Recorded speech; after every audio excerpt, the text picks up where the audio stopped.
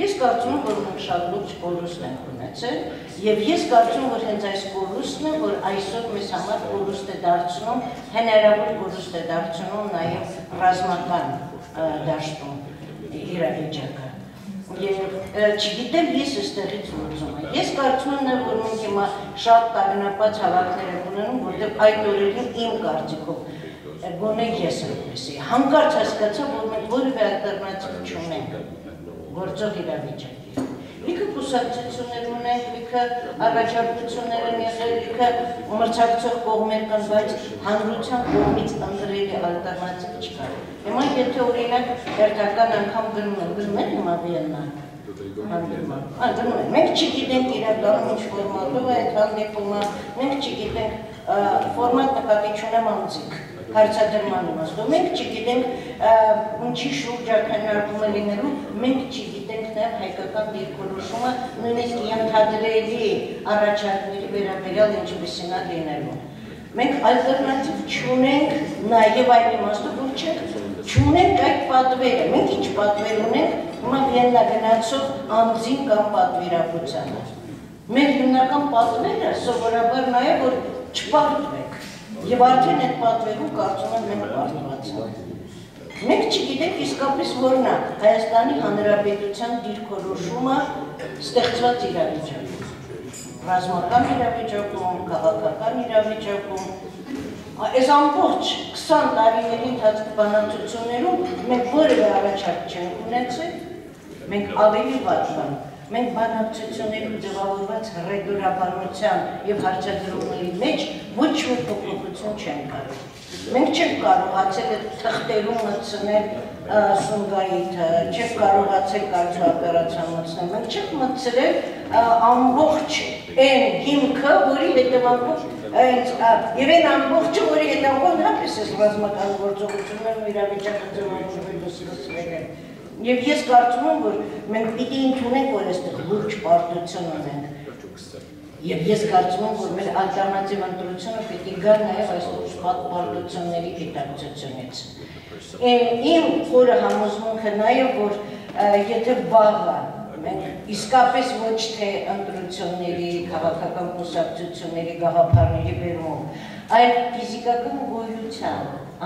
տանգության բերումով ստիպված լինենք կողմնորոշվել ինչ ենք անում, մենք իշխանության ձևավորման վերաբերյալ որևէ մոտեցում չունենք։ Ոչ անձերի, ոչ խմբի չենք անում։ Եթե նույնիսկ հասցնենք այսպիսի ֆանտաստիկ բան, վաղը Սերժ իր ՀՀԿ յակցին հավաքած թռած գնում է։ Ինչ ենք մենք անում։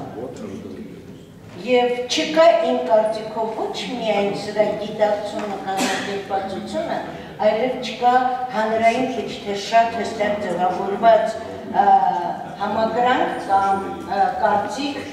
կենտրոնանալու որտեղ, ինչպես որ գաղափարի շուրջ եւ այլն։ Մինչդեռ իմ կարծիքով սրանք մեր այսօրվա ամենաինտենսիվ հրամայականներից են։ Ես ուզում եմ նաև ուղղակի շատ երկարացրի, ուզում եմ նաև միայն մի խնդրի մասին խոսել, որին տարբեր ձևերով այո թե ֆեյսբուքյան, թե հարցազրույցների քննարկումներում անդրադառնում եմ, իմ խորը համոզմունքով շատ վաղուց էր պետք, իսկ այսօր ուղղակի իրավիճակը ինքը թելադրում է, որ պետք է ունենանք ընդհանուր մոբիլիզացիա։ Այդ ընդհանուր մոբիլիզացիան շատ տարբեր բաներ։ Ես նկատի ունեմ ընդհանուր ռեսուրսային մոբիլիզացիա մտքի,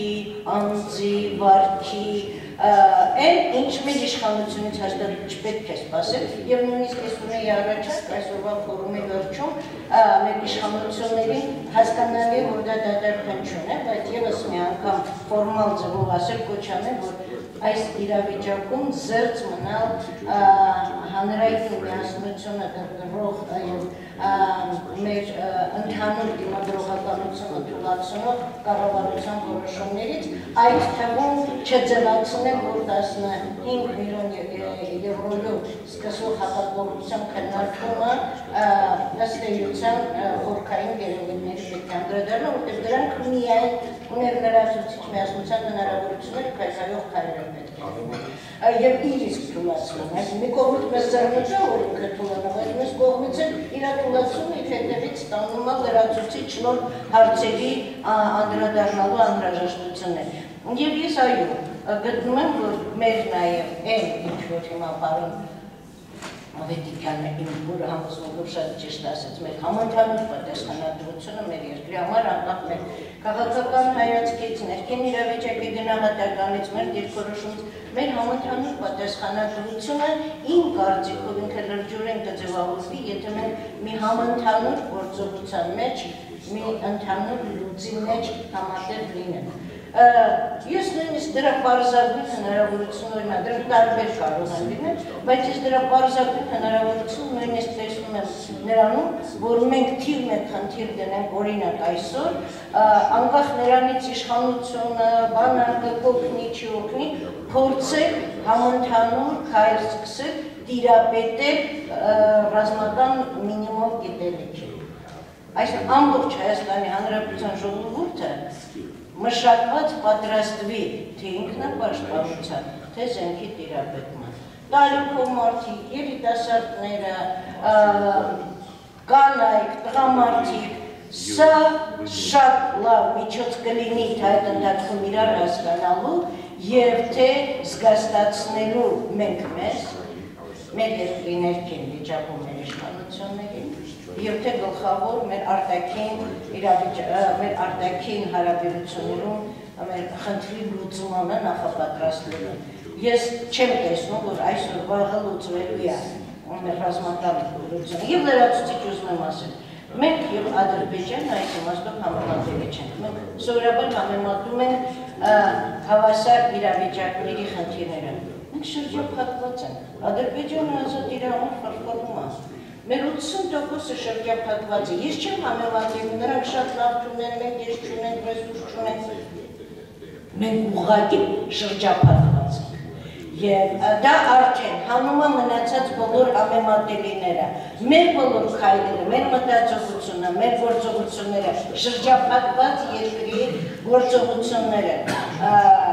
Հիմա դաշնակցության հարցնել եմ թողնում, Ադրբեջանը ունի դաշնակից Թուրքիա, որը բոլոր դիվանագիտական կառույցներում Ադրբեջանի համար է աշխատում, մենք չունենք այդպիսի դաշնակից։ Ես չեմ ասում, անկեղծ որ ասեմ, լիքը բաներ կասեմ, որ ասում, չեմ ասում, թե Ռուսաստանը ամենավատ դաշնակիցն է։ Կարող եմ լիքը դրական բաներ ասել, բայց Ռուսաստանը իր խնդիրներն է լուծում, իսկ Թուրքիան լուծում է նաև Ադրբեջանի խնդիրները։ Ես շատ տարբեր դաշնակցային մենք իրավիճակում ենք գտնում, և ես չեմ ուզում համեմատել։ Ես ուղղակի ուզում եմ ասել, որ 25 տարի շրջափակված լինելով, մենք մեր ներսում բաց թողեցինք մեր ներքին գործողությունների վերահսկման հասարակական հնարավորությունը։ Եվ թիվ մեկ խնդիրը կարծում եմ այդ հնարավորությունը վերադարձնել։ Շնորհակալություն։